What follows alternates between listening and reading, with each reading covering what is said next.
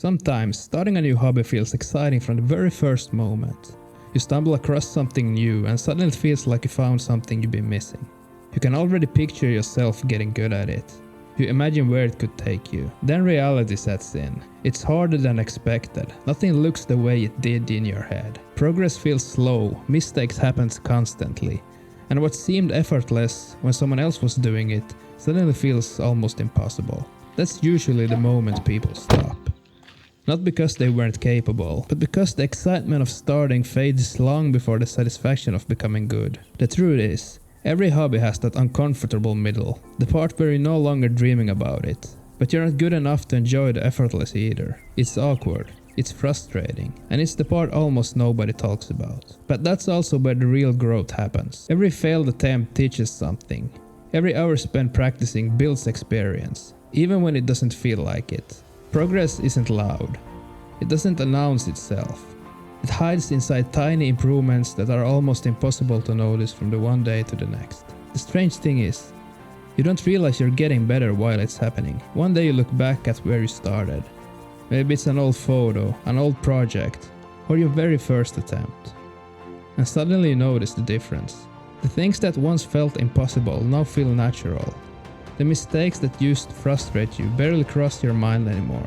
Not because there was one moment where everything finally clicked, but because it had been clicking the whole time. You were improving with every mistake, every failed attempt, every hour you thought wasn't making a difference. You just couldn't see it until you had something to look back on. Maybe that's why starting is always the hardest part. Every person who's ever become great at something started exactly the same way, with uncertainty, with mistakes, with the courage to begin before they felt ready. Sometimes, all it takes is one simple decision. Just start. So 10 years back, I got my first camera because I wanted to make videos. Like just simple videos. And I got myself the Canon EOS M3 with this cool flip screen.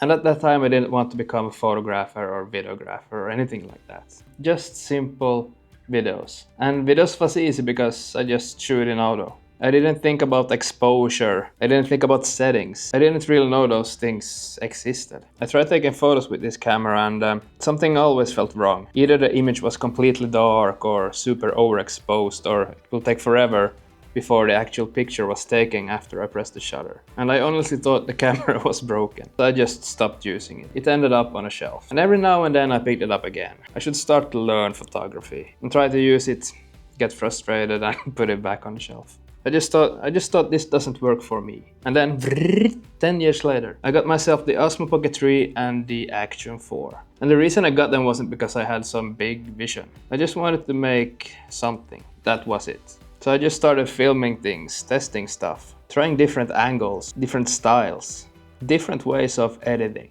And something unexpected happened. It started to feel fun, and suddenly I was interested in cameras. And slowly, without noticing it, I started to understand them as well. Things like ISO, shutter speed, frame rate, exposure. They stopped feeling like technical settings and started to feel like tools I could use. And once that clicked, I went back to my Canon EOS M3 and thought, let's try to snap some photos again. And suddenly the camera wasn't broken anymore. It was just me who didn't understand it. So by starting to learn from the video cameras, I started to understand how to use my other camera for photography as well. And video could be, but it's kind of outdated.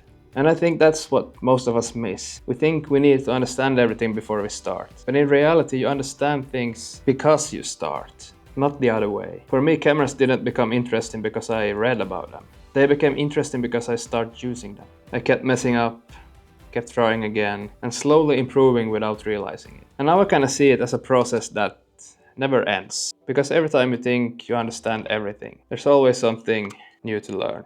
A new way to shoot, a new way to edit, a new way to see things. So I guess the only real starting point is just starting. I had no clue what I was doing. I just started. Looking back at the beginning, the change is undeniable. What once felt small, uncertain, even messy, now shows real progress.